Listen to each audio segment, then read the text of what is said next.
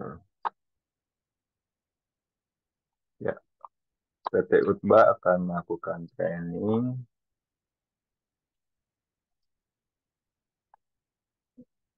mengenai implementasi PLTS dan tentang harmonisa.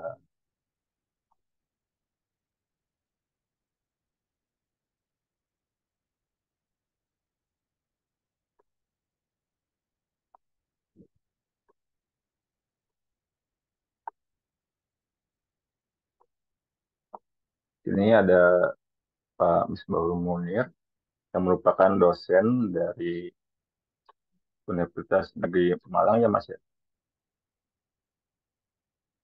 Iya, Mas. Dan juga ada Mas Riki yang merupakan juga sedang bekerja juga di perusahaan konsultan. Sebelumnya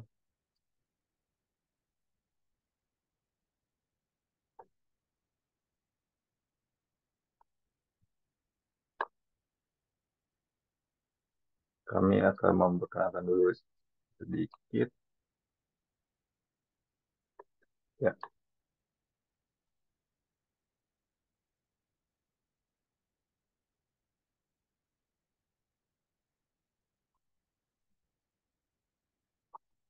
tentang perusahaan PT Utba Cita Inti.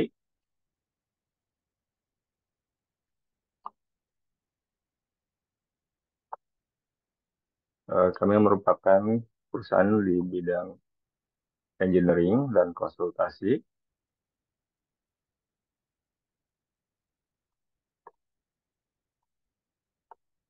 Servis kami ada di electrical engineering, terutamanya ada power system studi, load flow, dan sedang dan lain-lain.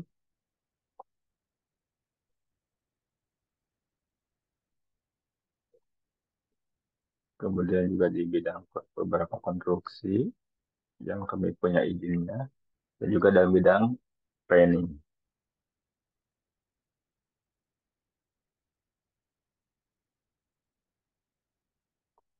Pengalaman kami di bidang electrical engineering service, eh, dalam bidang power system studi, kemudian juga relay, koordinasi relay, dan sekarang sedang melaksanakan battery energi dan melakukan proyek tentang BESS. Dan pada kesempatan kali ini, kita akan mengenal tentang harmonisa, batas dan harmonisa ya. Untuk selanjutnya, kami akan persilakan kepada Mas Munir sama Mas Riki untuk melakukan penjelasan tentang implementasi PLTS dan diikuti dengan dari Mas Riki nanti tentang harmonisa. Silakan Mas Munir. Baik, Mas. Terima kasih atas waktunya. Izin share ya.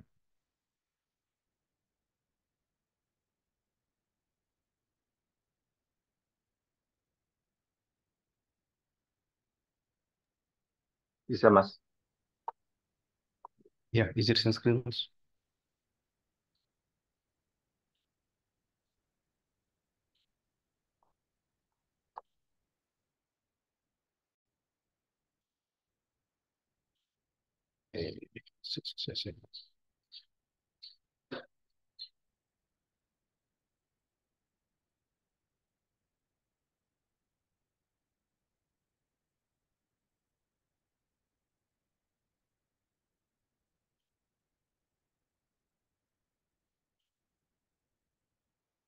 Oke.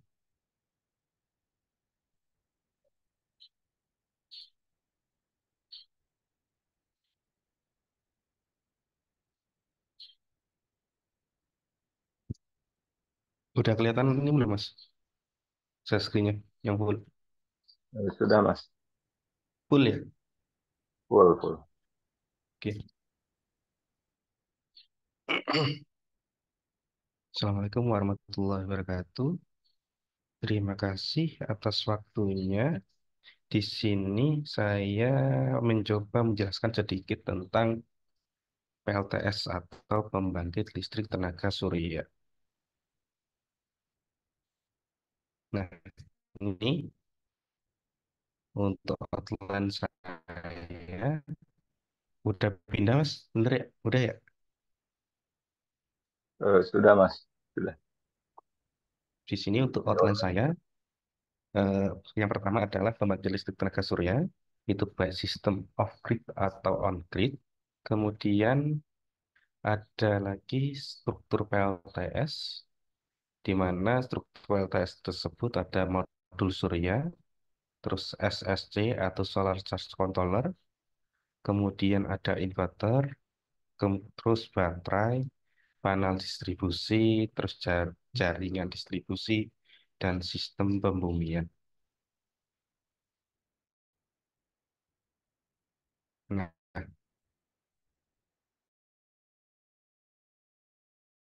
kalau kita lihat dari sini, pembangkit listrik tenaga surya adalah pembangkit yang dari matahari. Karena itu dinamakan energi listrik pembangkit surya. Nah, kenapa sekarang pembangkit listrik tenaga surya dihitung sangat apa namanya eksotis atau sangat dicari-cari? Hal ini karena energi matahari yang kita tahu, energi matahari ini kan sangat sangat melimpah di Indonesia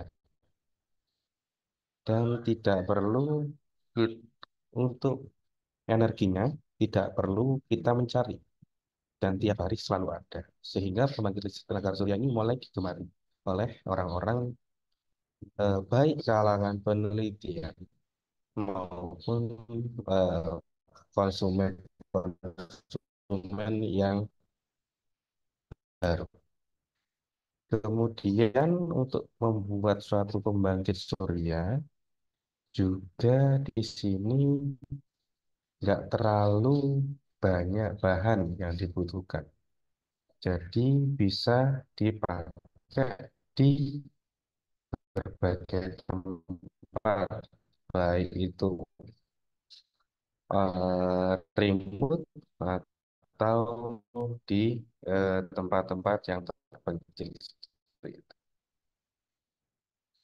Terus jenis apa saja jenis yang dibutuhkan di PLTS? Nah, sebenarnya di PLTS sendiri hanya 4 komponen yang paling sering dibutuhkan. Apa itu? Yang pertama solar panel, kemudian controller, biasanya kalau kita bilang SCC juga bisa, kemudian baterai, baterai ini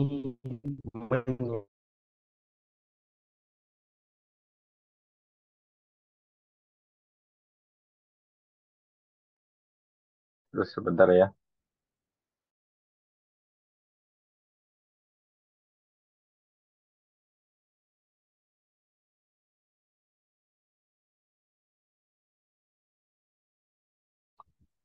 Sinyalnya terputus Mas. oh, keputus mas. Sampai mana tadi Iya, mas? baru penjelasan yang tadi yang komponen utama inverter SCC. Se-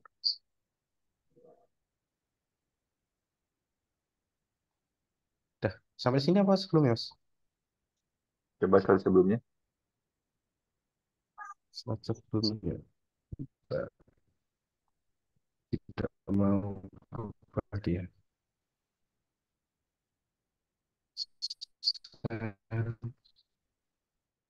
Ini ya mas ya. Oh, desain-desain barusan Oke oke. komponen. Udah mas? Udah kelihatan? Ya, Udah ya, sudah. baru sampai sini ya. Ya. Oke. Atau ini ya, mohon maaf untuk videonya saya matikan saja. Bentar, biar lebih enak internetnya. Dah, sip.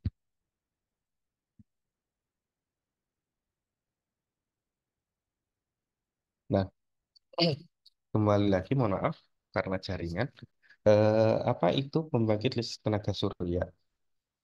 Sudah kita ketahui bahwa energi matahari atau energi sinar matahari, baik besar maupun kecil, ini di Indonesia sangat melimpah. Sehingga jika kita menggunakan energi surya atau energi matahari, kita tidak perlu lagi menggunakan batu bara atau yang lainnya sebenarnya. Namun dari segi teknologi kita masih belum bisa sampai di situ, masih dalam tahap pengembangan. Tetapi dari segi energi, energi matahari ini tidak akan habis, atau jika habis akan kiamat seperti itu. Jadi anggap saja energi matahari tidak akan habis. Nah, sehingga energi matahari ini sangat digemari oleh berbagai kalangan peneliti ataupun di kalangan industri-industri seperti itu, di mana mereka menggunakan energi surya untuk menghemat beban. Kemudian, apa saja sih jenis yang dibutuhkan di PLTS ini? Nah, jenis-jenisnya sebenarnya ada tiga atau empat bahan yang dipakai di PLTS. Yang pertama, solar panel atau intinya. Kemudian, controller atau ada bilang yang ngomong SCC, Solar Charge Controller. Kemudian ada baterai, udah tiga. Kemudian karena kita menggunakan sistemnya AC untuk perumahan, maka kita butuhkan suatu konversi dari DC ke AC. Sehingga dibuatlah adanya inverter di sini ada empat. Namun, jika kita hanya menggunakan sistem suatu rumah terkecil saja menggunakan DC, maka kita cukup pakai tiga komponen, solar panel, controller, dan baterai. Itu udah cukup. Nah, inverter ini nanti baru bisa masuk ke grid connected, masuk ke beban yang menggunakan AC, dan maupun off-grid juga bisa. Tuh. Kemudian, sistem jenis-jenis pembangkit listrik tenaga surya. Dari sistemnya, di sini sebenarnya ada dua, off-grid sama on-grid. Nah, sistem PLTS on-off-grid sini eh, adalah sistem yang hanya digunakan di tempat-tempat remote, contoh di pulau-pulau, di mana mereka tidak punya sistem yang besar. Contoh di Jawa itu sudah punya sistem yang sangat besar. Sehingga kalau kita menggunakan sistem off-grid aja, kita yang rugi kadang. Kita bisa pakai sistem on-grid masuk ke jaringan PLN. Tetapi peraturan sekarang sepertinya kayaknya udah nggak bisa gitu. Nah, ada lagi PLTS sistem sistem on-grid. Sistem on-grid ini adalah sistem PLTS yang langsung masuk ke grid system gitu. Nah, sistem on-grid ini ada dua juga. Ada namanya grid following, ada yang namanya juga grid forming. Nah, di sini ada dua perbedaan, di mana grid following sendiri, dia hanya mentransfer arus. Dia tidak peduli dengan adanya gangguan di suatu sistem grid. Dia hanya akan menginjak arus. Boleh arus yang berbentuk nanti daya aktif atau daya reaktif seperti itu. Sedangkan kalau sistemnya sistem grid forming, anggap saja satu inverter atau PLTS itu adalah sebuah generator. Nah, generator ini dibutuhkan apa? Untuk masuk ke grid dibutuhkan satu sinkronus eh, tegangan AC.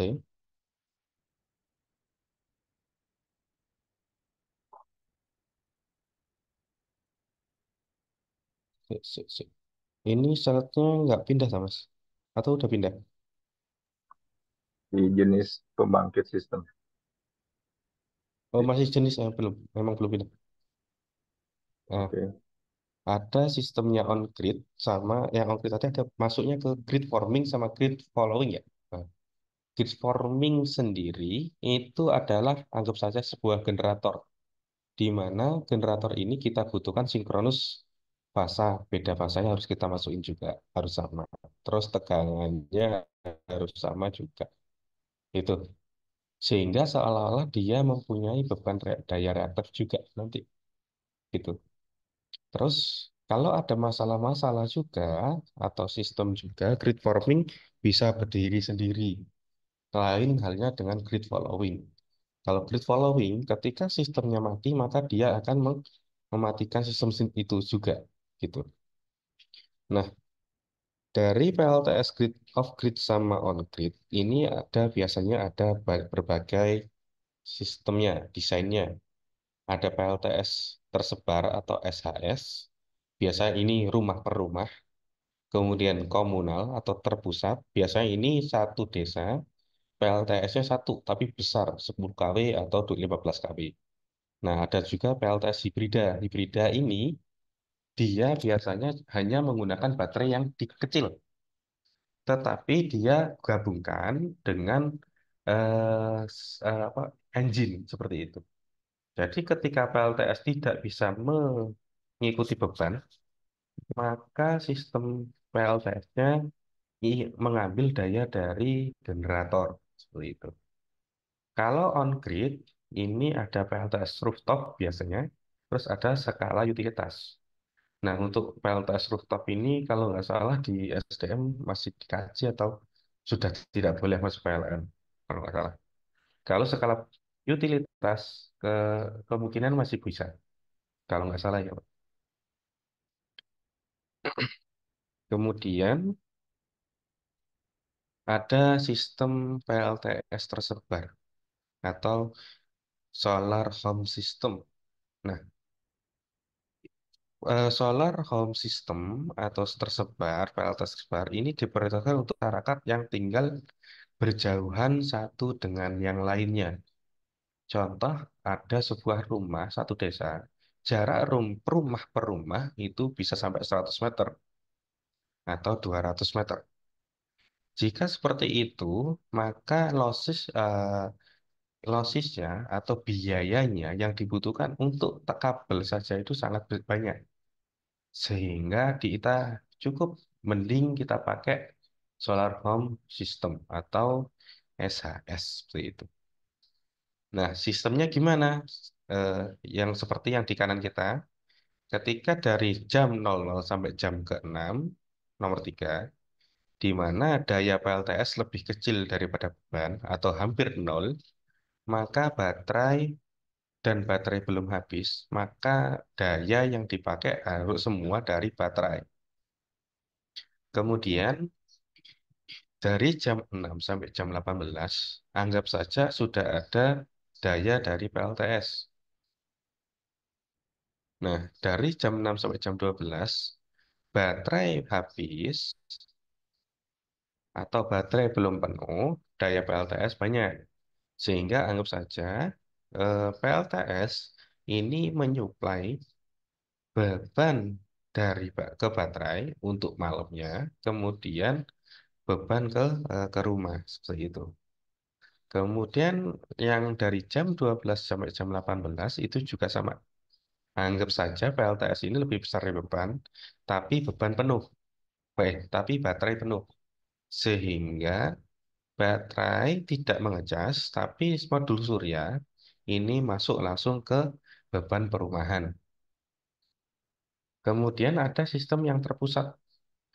Nah, PLTA sistem terpusat ini biasanya digunakan masyarakat yang tinggal saling berdekatan satu dengan yang lainnya.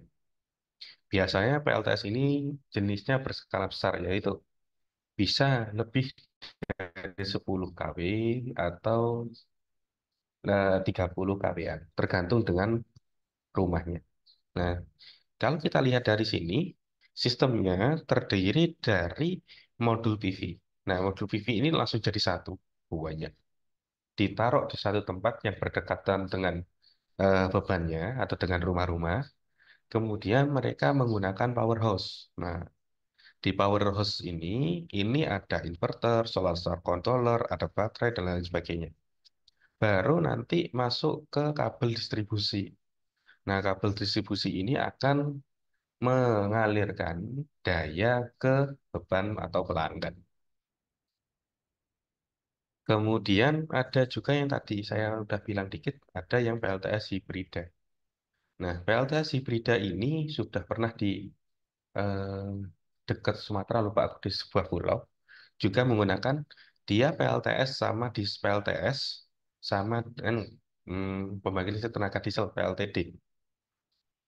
Nah, dia di hybrid di mana PLTS akan membebani suatu daya ke beban jika PLTS ini habis atau tidak bisa memadani. Contoh di siang hari ternyata terjadi hujan dan mendung skala besar sehingga PLTS yang seharusnya bisa menghidupi rumah selama semalam ternyata tidak bisa atau mendungnya lebih dari 3 hari atau 4 hari dan PLTS dayanya sudah habis. Dari baterai juga sudah habis. Maka generator atau diesel ini akan masuk langsung mengenerate ke beban. Seperti itu. Itu ya untuk hibrida. Kadang juga jika PLTS cuman bisa menyumbang 20 atau 30%, itu bisa juga kita menggunakan diesel untuk melanjutkan bebannya. Seperti itu. Nah ini contoh. Jika PLTS dan sama dengan PV sama dengan PLTS dari PV itu sama dengan beban, maka cukup dimasukkan ke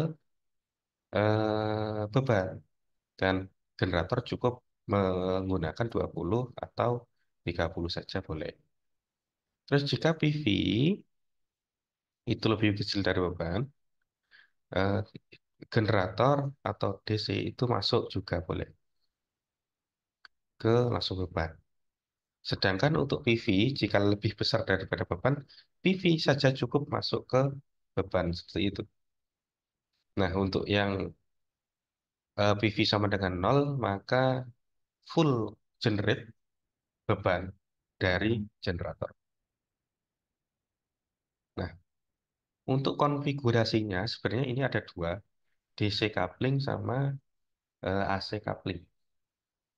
Nah, DC coupling ini menghubungkan rangkaian modul surya ke sisi DC dulu dari sistem PLTS menggunakan solar charge controller. Bisa kalian lihat grafiknya di sebelah kiri ini gambarnya dari modul surya ada solar charge controller. Nah, baru masuk ke DC bus. Nah, DC bus ini bisa mengisi baterai atau dan lain sebagainya atau beban DC lainnya. Kemudian baru ada inverter, baru masuk AC bus 20 volt 50 Hz. Nah, untuk sistemnya ini ketika eh, pertama daya PLTS lebih besar daripada beban dan baterai belum penuh, maka PLTS akan mengisi baterai dan beban menggunakan ini. Kemudian jika udah beban sudah penuh, baterai sudah penuh, maka PLTS langsung ke beban.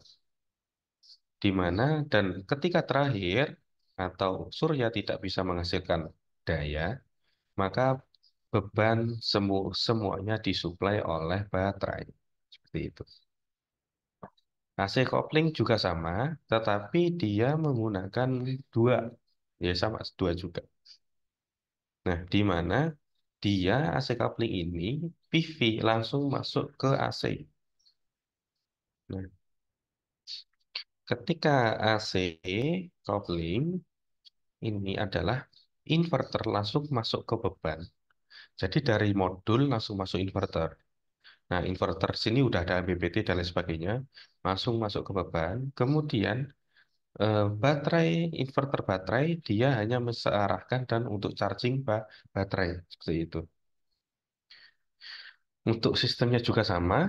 Pertama, ketika daya PLTS lebih besar, dia akan mengecas baterai dan load atau rumahan. Kemudian ketika daya PLTS lebih besar beban tapi baterai penuh, maka PLTS langsung ke load. Dan kemudian untuk PLTS lebih kecil dari baterai, maka dari beban, maka baterai akan mengisi beban. Ketika PLTS 0, maka semua sumber atau beban itu akan disuplai oleh baterai. Nah, ini kelebihan dan kekurangan AC coupling. Untuk DC coupling sendiri, efisiensi lebih besar untuk pemakaian malam karena dia hanya butuh satu kali konversi. Kemudian, jika inverter mati karena baterai habis, modul surya masih bisa mengisi baterai. Terus, lebih cocok untuk kapasitas kecil untuk DC coupling ini. Tapi kekurangannya, untuk digunakan di siang hari, maka efisiensinya akan kecil. Karena apa? Dia konversi dua kalinya. Kemudian, membutuhkan lebih banyak komponen untuk pengembangan. Di sini maksudnya adalah untuk pengembangan ke grid, kan ini tadi masih ngomongin on off grid. Untuk masuk ke grid, maka pengembangannya akan semakin banyak komponen yang dibutuhkan. Terus untuk AC coupling mudah dikembangkan karena standar langsung AC. Jadi dari PLTS dia langsung masuk ke grid, boleh langsung digabungkan dan on grid ready langsung. Kemudian kelebihan lebih murah untuk kapasitas besar. Kemudian lebih efisien untuk pemakaian siang. Karena apa? Dia langsung dari PV langsung masuk ke beban efisiensinya. Terus kekurangannya ini AC coupling adalah jaringan akan hilang jika baterai habis. Maksudnya dia ketika masih off grid, maka sistem PV akan eh, menghitung referensinya dari inverter baterai sehingga kayak modelnya apa ya, master sleeve seperti itu. Jadi masternya di baterai, sleeve-nya di PV. Jadi ketika baterainya habis, dia dan PV masih hidup, maka dia tidak bisa menyalurkan ke beban. Tetap. Terus efisiensi lebih rendah untuk pemakaian malam. Kenapa? Karena dia konversinya dari baterai. Seperti itu.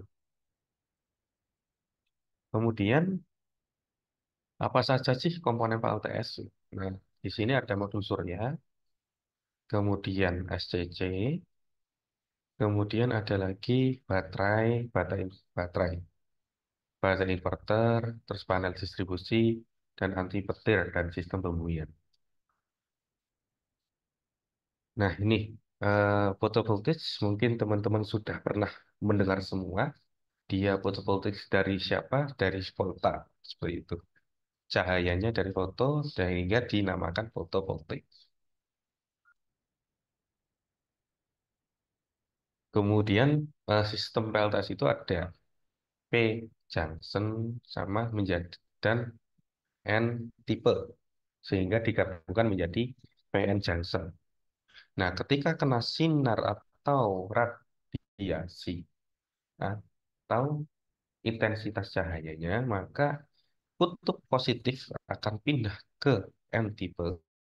Kemudian negatifnya semua akan pindah ke PV tipe atau silikon.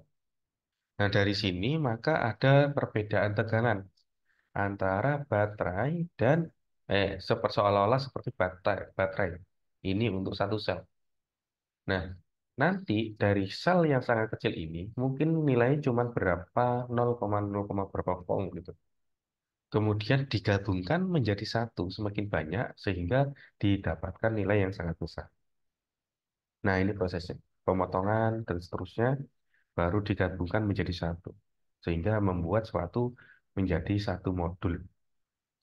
Nah, ini untuk pemasangannya ada frame, gelas, epsan, material, fotovoltaiknya, terus junction blocknya.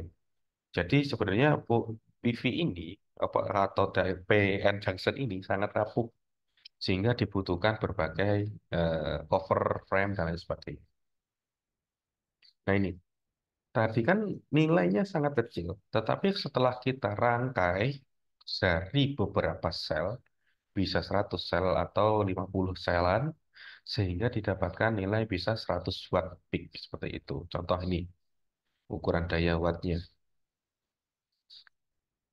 Nah, di sini eh, di inverter, di PV, namanya bukan watt langsung, tapi watt peak, di mana dia menggunakan standar test dengan nilai lumennya adalah 1000 watt per meter persegi. Dan massa air adalah 1,5, suhu modul surya 25 derajat. Nah, nilai ini akan sangat berpengaruh dengan eh, nilai-nilainya. Maksudnya akan berpengaruh dengan massa air, suhu modul, dan lain sebagainya.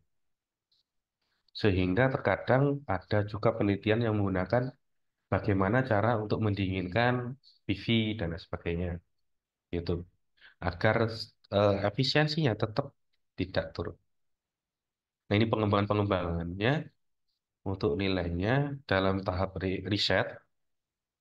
Ini nilainya bisa sampai sudah ada yang sampai 47% efisiensi.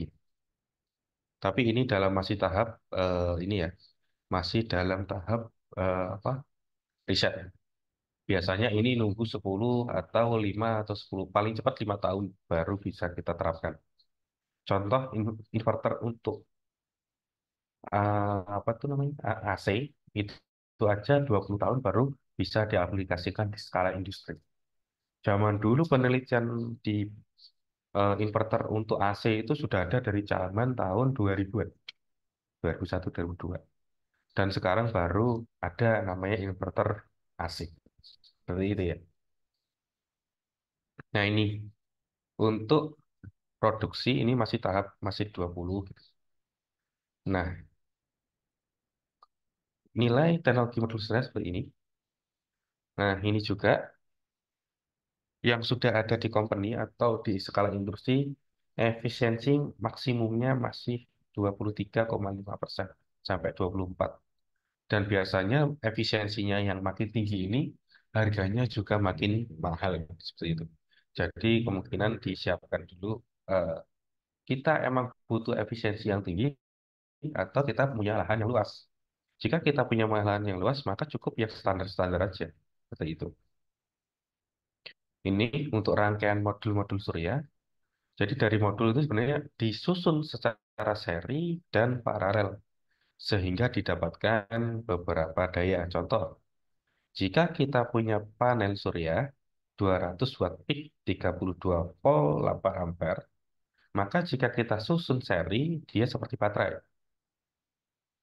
Tegangannya naik, arusnya turun. Jadi tegangannya adalah penjumlahan dari serinya menjadi 64 volt dan arusnya tetap 8 ampere maksimumnya. Kemudian untuk paralel, maka seperti baterai juga sama. Tegangannya sama, tetap arusnya naik. Jadi 8 dikali 3, 24. Nah, untuk ini dari sel, modul surya, terus string, terus dibuat array. Di mana kita juga, jika kita hanya menggunakan satu, maka kadang inverter ini udah ada ratingnya. 1000 volt berapa ampere gitu. Jadi kita pakai menggunakan array nanti. Kita susun sedemikian rupa, tapi masih tetap ratingnya inverter atau STC. Nah ini untuk rangkaian ekuivalennya, di mana seolah-olah dia menjadi sumber arus, dan itu adalah V tegangannya. I adalah output current, IL like green current, dan lain sebagainya. Seperti ini. Untuk secara ekuivalen nomornya. Nah, ini untuk kurvanya, kurva IV, di mana kita akan menggunakan arus dan output tegangan. Di mana kalau kita lihat ISC dan VOC itu ada di kanan dan ujung kiri, sehingga kita butuh tengah-tengah atau hampir mendekati VOC, ada nilai PMP atau tegangan maksimum point atau menjadi power max-nya. Seperti itu. Nah, di sini kalau teman-teman pernah dengar MPPT itu fungsinya buat ini. dia menggunakan kurva I dan P. Ada juga yang menggunakan AI dan lain sebagainya dalam tahap penelitian masih ada. Nah, ini pengaruh cahaya matahari, di mana MPP atau maximum power point itu ada di tengah itu. Itu pengaruh cahaya matahari. Nah, kadang juga jika contoh, jika ada PV 100 kWp gitu, dan intensitas cahayanya kecil, maka bisa jadi dayanya sangat kecil juga. Contoh, dari pagi dia hanya 4 kW, dan sore yang seharusnya 10 kWp dia cuma dapat 2 kWp. Siang juga harusnya dia maksimum, ternyata PV-nya panas sehingga nggak bisa bisa jadi 9 kWp dan lain sebagainya seperti itu. Nah, jika kita punya iradiasi 3000 watt hours per meter segi per hari, maka daya totalnya adalah 30 kWh, tinggal kita kalikan. Tapi saat kondisi ideal, seperti itu. Lain lagi ketika adanya shading. Shading adalah eh, PV atau modul PV tertutup oleh debu atau yang lainnya. Contoh, debu, sampah, atau bayangan, awan. Ini nilainya akan sangat berubah, drastis. Nah, ini tadi yang saya contohkan. Contoh, modul surya dengan senilai 10 kWp, kW. Jika adanya kabut atau terkena debu, bisa turun hingga sampai 50% karena debu. Kemudian, contoh yang kanan adalah kena shading atau terkena bayangan. Nah, dari kita tahu ini, sekitar 25% bayangan dapat mengakibatkan penurunan daya keluaran lebih dari 50%. Jadi yang seharusnya 10 kWp karena bayangannya 25%. Itu tinggal 3 kWp. Seperti itu. Walau area yang terbuka dan tidak terbayang itu lebih besar area yang tidak terbayang.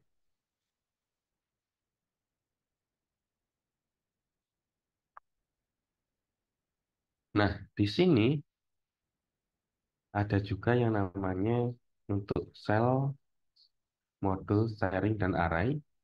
Kita dibutuhkan alat-alat atau komponen-komponen protek, di mana seperti bypass dioda, blocking dioda. Cukup tiga, dua ini cukup. Ada lagi kalau emang butuh yang lain juga bisa. Nah, bypass dioda ini untuk menghindari adanya losses karena shading atau string mismatch. Contoh, jika adanya dioda bypass, maka arusnya yang tegangannya pasti beda. Nah, karena tegangannya yang satu dan yang kedua disusun secara paralel beda, maka seolah-olah PV-nya akan menjadi beban. Nah, karena itu juga dibutuhkan dioda bypass, bypass dioda. Nah, ada juga blocking dioda. Blocking dioda itu untuk memblok biar dia tidak harus eh, menjadi beban seperti itu. Jika sampai seperti itu menjadi beban, maka ada arus yang mengalir di PV. Nah, PV ini akan terbakar biasanya.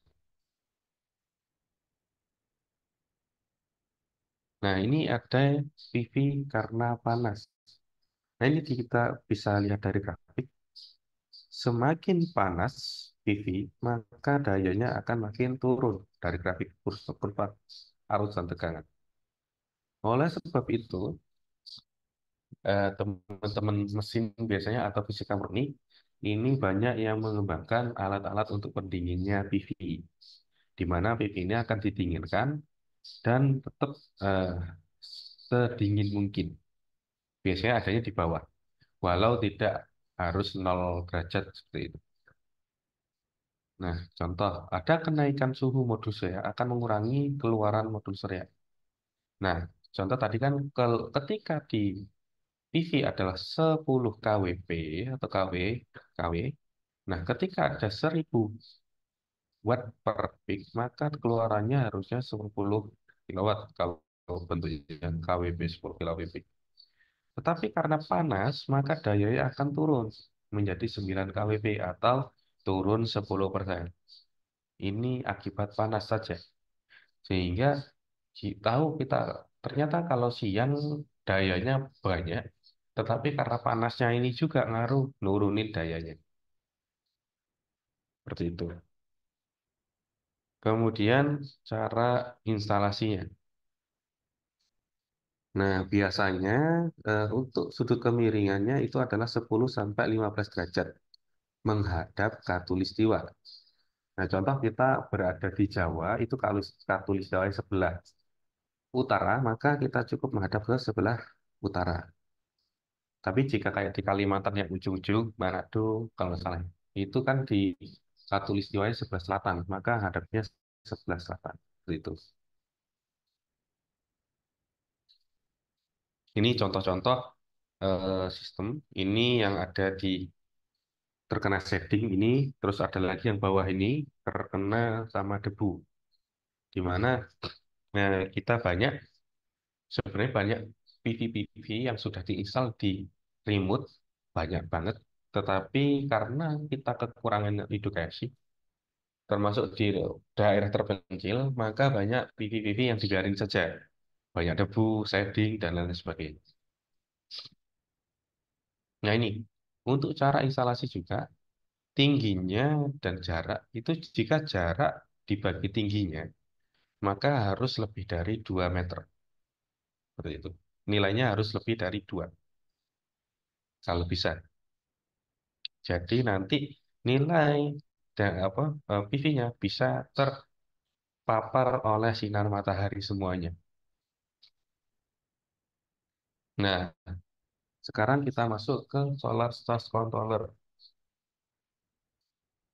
Solar charge controller ini biasanya digunakan untuk charging baterai. Nah, atau juga dia bisa saling berkomunikasi karena dayanya beda-beda. Setiap solar charge controller dia kan punya dayanya sendiri. Contoh dia punya daya sebesar 10 kW. Karena dia daya yang kita pakai lebih dari atau PV-nya lebih dari 10 kW, contoh 100, maka kita butuh solar charge controller ini 10 array gitu caranya. Nah, fungsinya solar charge controller itu adalah mengatur daya pengisian baterai dari daya maksimum keluaran jika kita menggunakan DC coupling juga gitu. Terus dari cas besar berlebih itu fungsinya. Fungsinya adalah melindungi dari cas berlebih. Terus mengoptimasi transfer daya modul PV menggunakan MPPT. Terus kompensasi temperatur baterai juga bisa. Terus untuk SHS, untuk SHS atau sistem rumah saja atau terpencar untuk melindungi baterai dari deep charging atau low voltage disconnected segitiga. Tek, gitu. Itu punya SCC. Nah, sistemnya kayak gini untuk rangkaian ekuivalennya. Dia seolah-olah menjadi kayak apa namanya, seperti kayak switch gitu. Yang nge-switch terus PV switch ke load seperti itu kayak MPPT. Nah, di sini ada pakai MPPT, ada pakai PWM. Dia cuma nge-switch saja. Tapi kalau MPPT dia biasa pakai DC-DC converter. Dia bisa menaikkan atau menurunkan tegangannya secara sukarela.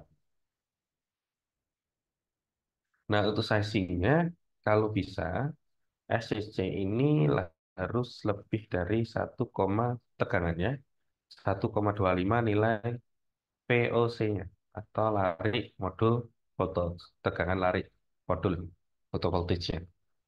Nah, untuk arusnya juga sama kalau bisa lebih dari 1,25 ISC-nya atau arus short circuit-nya, array photovoltage.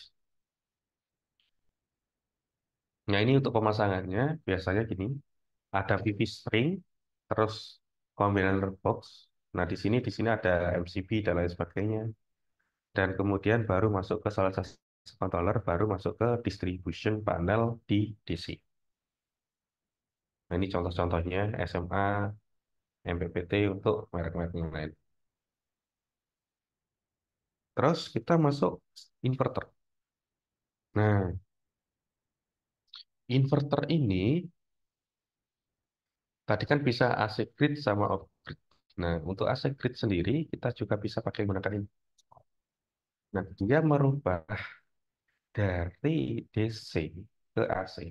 Nah, ini kalau tahu otak utamanya dari kalau kita mau masuk ke on grid, gitu. Otak utamanya. Gimana? Tadi ada off grid sama on grid ya. Ini otaknya. Nah, fungsi lain dari inverter ini yang dibutuhkan apa? Dia sinkronisasi tegangan dan frekuensi dan fasa.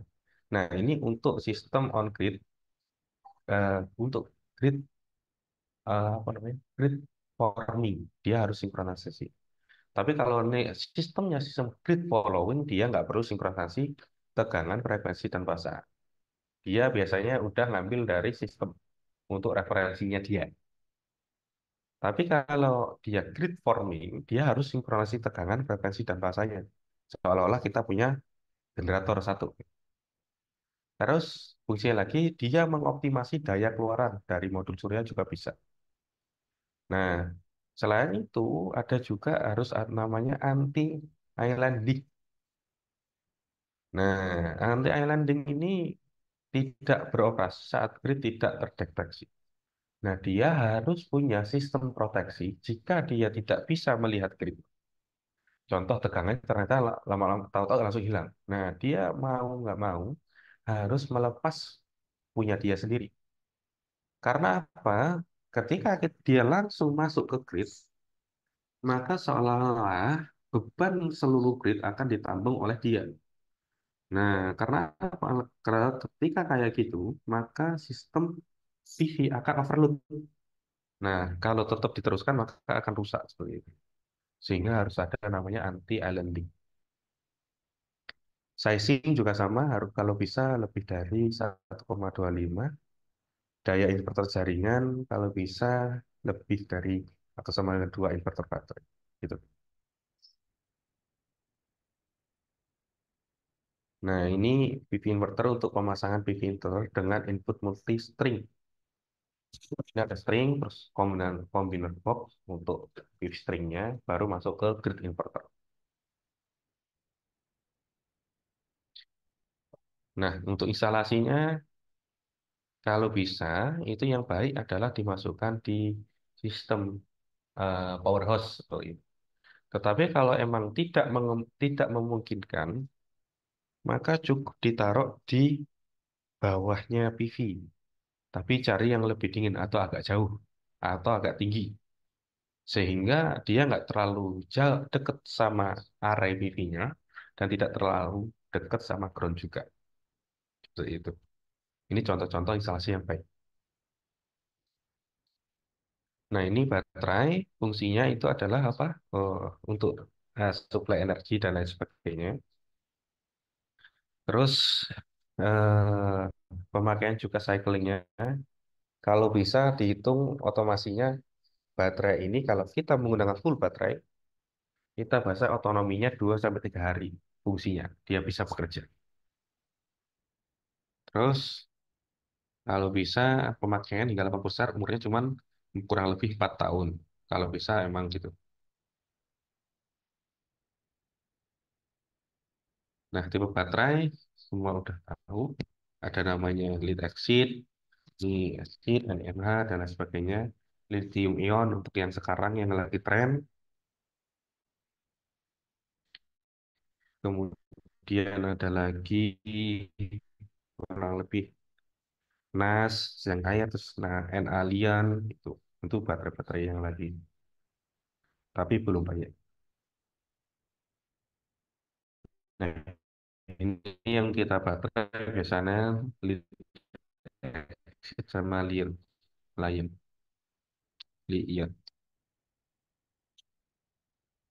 Ya. Terus state of charging-nya SOC, sisa energi kapasitasnya. Terus deep of charging yang perlu diperhatikan. Terus state of health atau SOH-nya, kapasitas sekarang atau per kapasitas masih baru. Terus ada lagi efisiensi, road trip, self discharging-nya, cycle-nya berapa kali, terus interest resistennya, hambatannya, terus C rate atau charge discharge relatif kapasitas baterai. Gitu. Nah, untuk konfigurasi baterai ini juga sama kayak PV tadi, di mana kalau kita hubung secara paralel, maka dia akan arusnya akan naik dan tegangannya tetap sama. Dan kalau kita hubungkan secara seri, maka tegangannya akan naik, arusnya tetap sama, AH-nya sama. Nah, di sini kalau kita menggunakan baterai 2 volt 1000 Ah dan terus-terus, maka kita dibutuhkan apa namanya? Rangkaian seri paralel sehingga didapatkan nilai 48 volt 1000 Ah. Nah, dari konfigurasi baterai yang tadi didapatkan 48 baru dipasang menjadi beberapa blok-blok gitu. Ada lagi yang kalau blok juga 48 volt 100 Ah kita juga pasang secara sama juga sama untuk pemasangan. Nah, umur pakai ini contoh-contoh umur pakai. Yang kiri adalah cycling dan ini deep of charge. Nah, ini cyclingnya makin lama makin semakin turun untuk makin lama. Deep of charge-nya persennya, persentasenya. Ini untuk beberapa sistem. Nah, ini lifetime sama ambient temperature. Desain lifetime-nya bisa 100% untuk jika temperaturnya tetap 20 derajat. Tapi bisa akan turun jika baterainya naik sebesar lebih dari nilai baterai. Seperti itu. Ini cara instalasinya harusnya di ruangan yang tertutup kalau bisa, tetapi ada AC-nya dan lain sebagainya. Kalau tidak AC harus terkena ada coolingnya secara berkala atau terkena angin agar suhunya tetap suhu ruangan. Ini cara installasinya yang dibutuhkan. Kemudian ini untuk penaruh baterainya, terus baterai inverter baterainya ditaruh di power house-nya. Terus baterai inverter ini adalah fungsi baterai inverter. Biasanya efisiensinya sangat tinggi. Nah, untuk proteksi arus,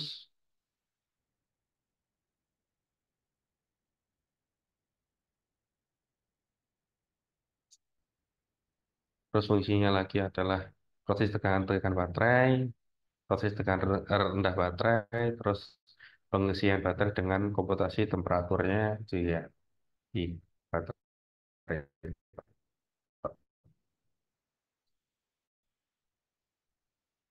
Sistemnya juga sama, dia bisa pakai baterai bank, terus inverter ini juga bisa.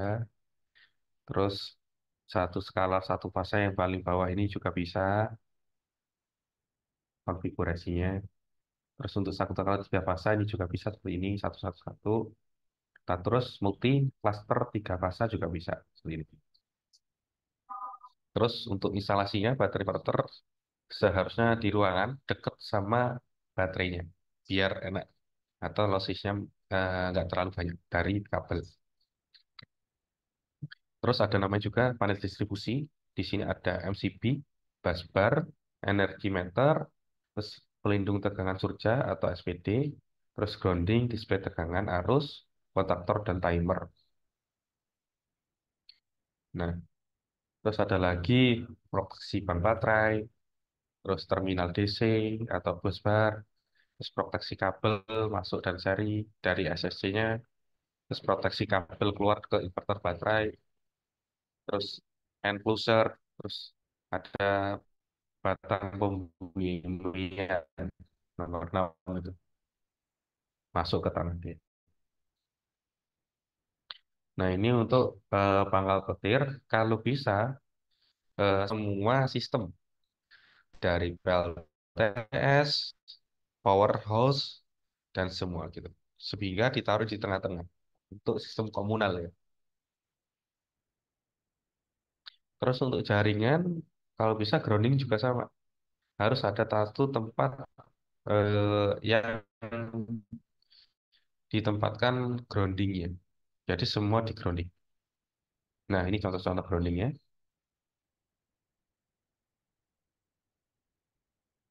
Nih, dah. Terima kasih atas perhatiannya.